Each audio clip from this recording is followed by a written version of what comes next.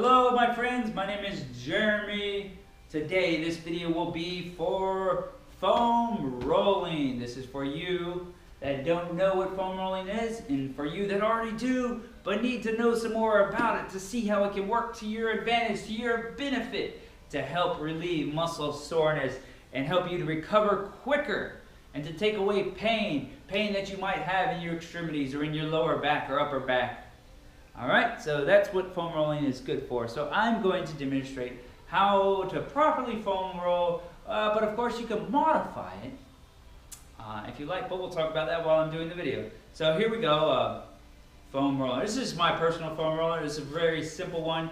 You can usually pick them up less than $50 depending on the quality of them and the denseness, the hardness of them and soft. This one does have the ridges on it, but it's fairly soft actually.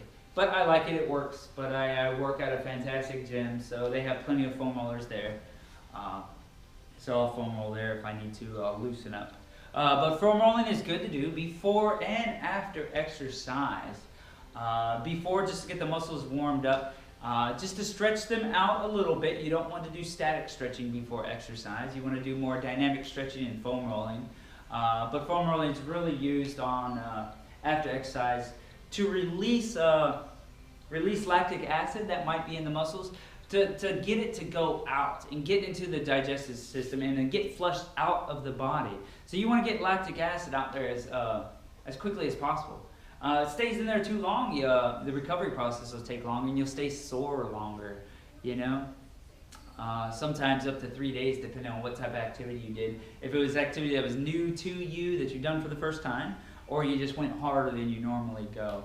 So lactic acid builds up, byproduct of glycolysis or metabolizing carbohydrates or fuel for energy. So you want to get out of their muscles as quickly as you can, and a really good way to do that is foam rolling. So foam rolling. Foam roller, we'll start with the upper back. Hopefully you can see me. Light should be pretty good. Foam roller, so we'll do upper back. Upper back, you used your upper back a lot, you have a lot of tension in there. We'll do just overall in general the back. So, you need to really be on a hard surface, on a carpet, that's fine. But here we go. So your feet are going to be what's in control. Usually they're about shoulder width apart or a little bit wider. So your feet, your knees are going to be flexing, extending. That's what's going to roll it on your back. So arm position is not super important, but you can change position of your arms depending on how you want the muscle to be rolled or massaged, if you will. This is like a free massage, but cool. So rolling the upper back. I like to extend my arms, but if you want to change, yep, extend your arms. See my legs? My knees are flexing and extending, you know. So I'm doing the upper back. Upper back. Ideally, each section of the muscle group, I would want to do it about a minute. So you could do small rolls back and forth, or you could do the whole back. The whole back in one shot. But mid back, yep, you could definitely feel things setting back into place there. Along the vertebrae is a bunch of little muscles holding the vertebrae in place. So here we are, just relaxing.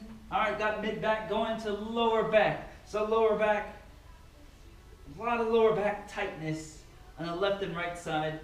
But overall, in general, on the back, especially if a person doesn't have good posture or not a lot of strength, or if you just used your back a lot, so your upper back, mid back, lower back muscles. Yep, so that is the back. That's upper, mid, and lower back. Remember hand position. Starting position usually is just sitting on the foam roller and quickly just rolling up to what you want to roll. Alright, so cool, that's upper back. So you can move with a more dense foam roller. With this foam roller, you can do glutes. If you want to move down to your glutes, your buttocks, they get super tight if you're running and cycling a lot or using your hamstrings a lot. But yeah, you can roll your glutes out. But usually before that, that's more of an isolation foam rolling, I think. I usually like to skip to the hamstrings first, get above and below the glutes.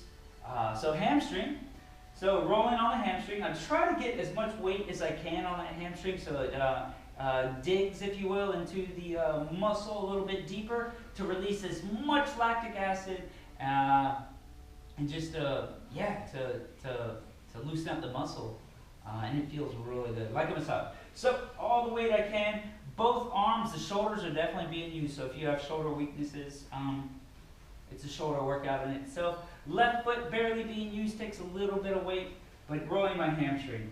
You can internally rotate, get more of your adductors, inner thigh. Those get super tight. Okay, you can roll, externally rotate a little bit and rotate over. One hand on the ground, still feet are in, one foot's in control.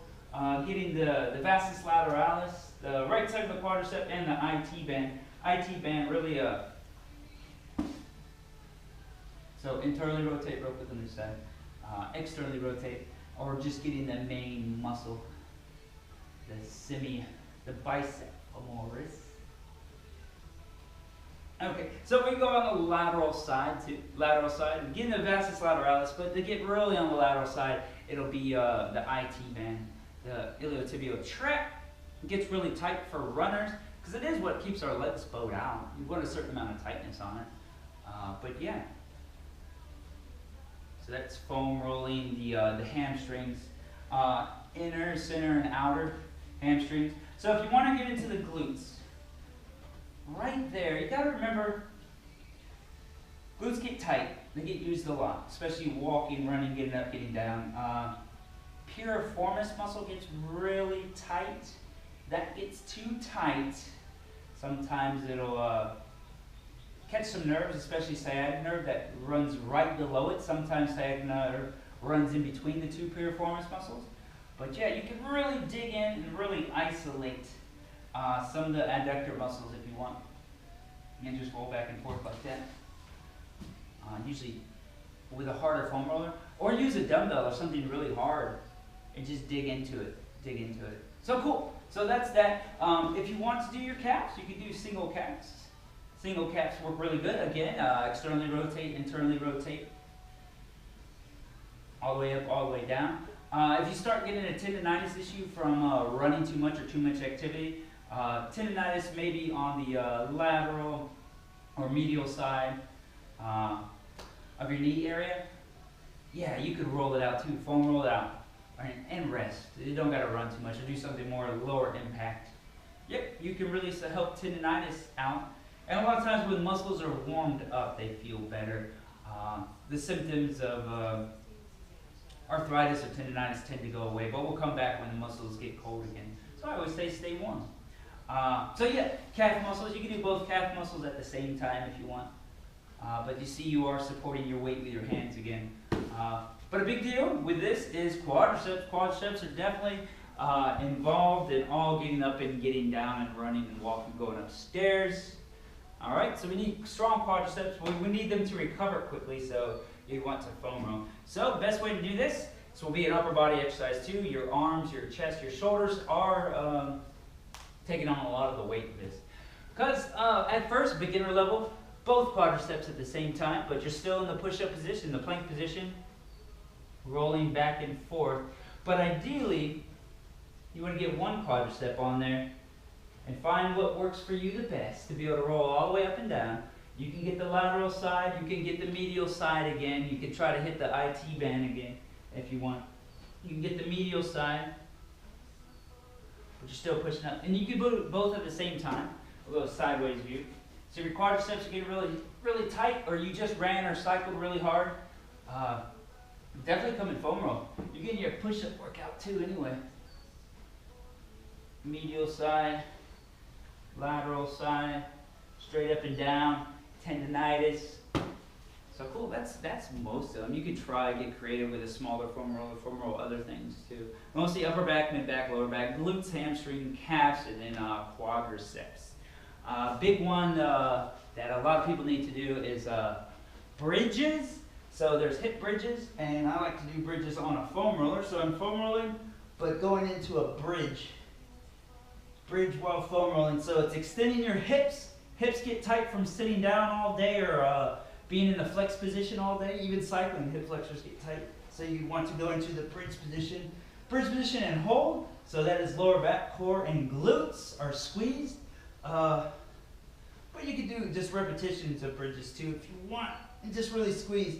And that'll take away a lot of back pain that's related to just tight hip flexors or tight hamstring muscles. So hamstrings get tight, lower back gets to get tight, hamstrings get tight, glutes get tight, lower back gets pulled on. The pelvis gets put in the wrong positioning, and then it really messes up our posture. So all the muscles do work together to keep us with good posture. So if there's an imbalance, a weakness, posture tends to get bad. Or if there's a tightness where there shouldn't be a tightness or it needs to be a little looser, it helps out with our posture and gets our hips in the right position so we can perform well. But that's it. That's a foam roller from pretty much head to toe. Good to do before and after exercise. Do it all the time and hit bridges at the end. All right, guys. Love you guys. Take care. Bye.